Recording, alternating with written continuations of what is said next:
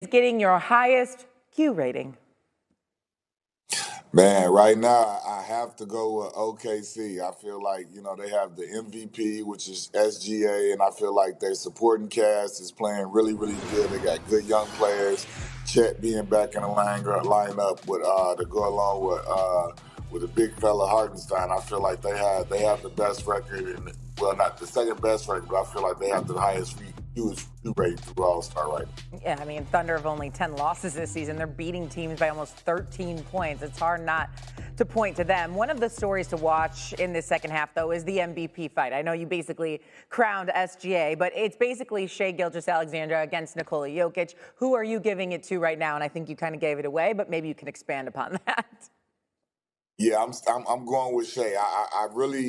He was my pick for last year. I mean, I obviously understand why Joker got it, but I mean, back again at it this year, leading his team, has a better record. I feel like Shai absolutely deserves it this year. Building off what he did last year, setting this season up.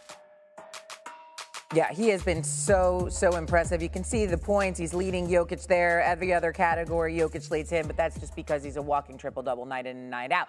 Biggest second-half headline, though, is out in L.A. LeBron and Luka teaming up together, the push for the postseason. What are your expectations for that roster come playoff time? Man, my expectation for the Lakers, I mean, it can be anywhere going up because, I mean, this will be the first year where they don't really have a complete roster to go with Luka because everything happened at the trade deadline. But I do feel like that the roster that they have is good enough for when Luka gets all the way complete and him and LeBron get to hit a good stride together, regardless of where they land as far as their final record and where they land in the playoffs. I still feel that those two and Luka is special enough to really turn it up and try and go. I mean, the sky's the ceiling for them. I don't feel like they really have a ceiling at this point, and whatever they do, it's just gravy train because really I feel like their best year going for it will be next year when they have a summer to come and could put some more pieces around Luka. But whatever they do this year is just gravy train. I feel like Luka is special enough to hit a good drive where they can go past whatever round they're supposed to go this year, but even without their complete roster. The sky is the ceiling. I love that. Lakers have the third best odds to win the conference and make the finals behind only OKC and Denver. Q, we appreciate it. Thank you. Yes. Now, the Lakers are favored to win in each of their first 9 games after the All-Star break, according to ESPN Analytics. Their post-All-Star break slate begins at home against the Hornets on Wednesday. Then on February 25th, Luka Doncic will face his former team when the Mavericks come to Los Angeles. The NBA All-Star break is here, and after the wildest trade deadline in history, I think we all need a little break to digest this that just happened. Luka in a Lakers jersey, Jimmy Butler in the Bay, and the Brow in D-Town. Yeah, none of that was on my 2025 bingo card. However, as Malika Andrews and the crew explains, it gives us more than enough to chew on as we look towards the second half of the season. Hey, friends, we're in the Bay Area here for the All-Star break, but it's really going to be a short one. Players know this break comes and goes quickly, and we're already going to be looking ahead to storylines in the second half of the season here. Richard, what will you be watching most closely? I'm going to watch how all of the new players blend. I love Kyle Kuzma in Milwaukee. I love DeAndre Hunter in Cleveland. I want to see Chet Holmgren now that he's back. I want to see Luka. I want to see De'Aaron Fox and what he's going to do in San Antonio. There's so many key players and pieces that can change franchises and also change seasons. So I'm looking for the blend. Do you have anything left after all 8 storylines? Like Richard covered them all, but he went from an individual standpoint. Let's go to a team standpoint. Right. To me, it's about the West, and I feel like this is OKC's year. Their record is currently 44-10. They led the West the last 2 years up until now.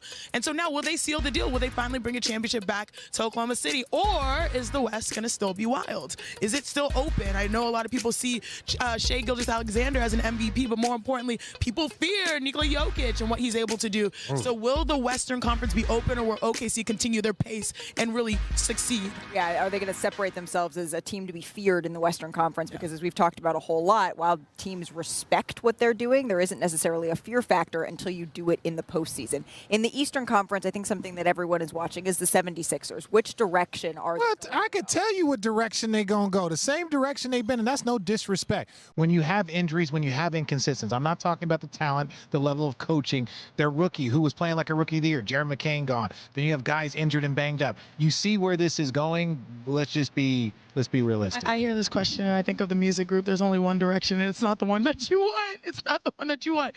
Look, I feel really frustrated and sad for Philly fans because they committed to understanding and going with the process, and it feels like it's going to happen again.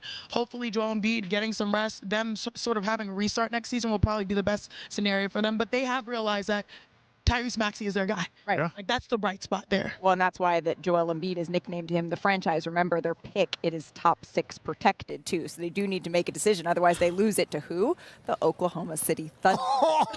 Rich get richer with the picks. They are going to have to make a little bit of a decision here. There are so many exciting things to come in the second half of the season. We're going to try to enjoy a little bit of the Break a thrilling Thursday. We had 2 overtime games for the second straight night and 40-point games for the 9th straight day. What am I talking about? Well, that guy, CJ McCollum, led the night with 43 as the Pelicans topped the Kings, and Norman Powell's 41 points got the Clippers past Utah. Then the T-Wolves defended the Target Center with a 15-point win over the first-place Thunder. Minnesota led the entire way by as many as 19 at one point. Anthony Edwards had 23 of his own. And then the Warriors won their big trade acquisition, while the Mavericks continue to win without theirs. Golden State got past Houston as Jimmy Butler dropped 19 points. And Dallas won its 4th in 5 games, topping Miami, which is pretty impressive. So here's where the West stands now, heading into the All-Star break again. Thursday night gave the play-in teams a little bit of a boost. The T-Wolves trail the Clippers by 1 game for the 6th spot in the West, while the Kings and Warriors lead the Suns by 1.5 games. We welcome in our NBA analyst, Kendrick Perkins. Now in Perk, last night, Draymond Green called Jimmy Butler a franchise changer. We just pointed out what he did to help the Warriors last night as well. Do you agree with what Draymond said? I do, Shay. And listen, we all know that Jimmy Buckets is a winner. That's why he earned the nickname Playoff Jimmy. We saw what he did with the Miami Heat, leading them to 2 NBA Finals. At the end of the day, do I think this team right now, currently constructed, are legit title contenders? Absolutely not. But what the Warriors did was they gave Steph Curry belief again, right, and gave him joy with this move. It was times that we would look at Steph Curry on the bench, and he looked defeated. I mean, he had 1 foot in the grave and another foot on the banana peel. That's what it seemed like at times. And so you add a second option like a Jimmy Butler. Now all of a sudden, Steph Curry enjoys coming to work again. Look at his numbers. Since they had got Jimmy Butler over the last 4 games, he's been balling. He's been the Steph Curry of old, an all-time great that we've grown to love, one of the best shooters to ever play the game. So do I think short term this year for the rest of the season, they could make a push and be legit title contenders? No, I think their ceiling is the first round. But in the near future, after this season, they make a few more moves, then yes, they will be right back in the thick of things and in the conversation to compete for a title. First round? Come on, you know how good Jimmy Butler plays when he gets to the postseason. 8 40-point games so far in his career. Let's go to the Mavericks now, though. They're somehow rolling. I don't know how, despite not having Anthony Davis, no Daniel Gafford. I could go on and on. They're missing basically half their roster. So who do you give credit to for the team's success post-Luka trade? Well, I got to give all the love to Kyrie Irving, right? Look, he's already playing. He's playing at an all-NBA level. But the credit and the flowers I want to show him is the championship pedigree that he has brought to this team. His leadership has been a beautiful thing to see since he put on the Dallas Maverick uniform. And with the pieces that the Dallas Mavericks have around them, people need to realize and don't underestimate the depth of this roster. You get Max Christie back in the trade that you got, for Luka, that nobody talk about. He has been phenomenal for the Dallas Mavericks. Spencer Dinwiddie, he comes in, he provides a spark off the bench. I mean, they have so many guys that they plug and replace, and once they get fully healthy, they definitely will be a threat. They just got to get their bigs back. Yeah, and you mentioned their roster and how deep it is. I mean, they played a Heat team last night that did have Tyler Hero drop 40, so it's not like they're playing against some scrubs here and winning games. Let's pivot, though, over to the East now. Entering the break, the Cavaliers have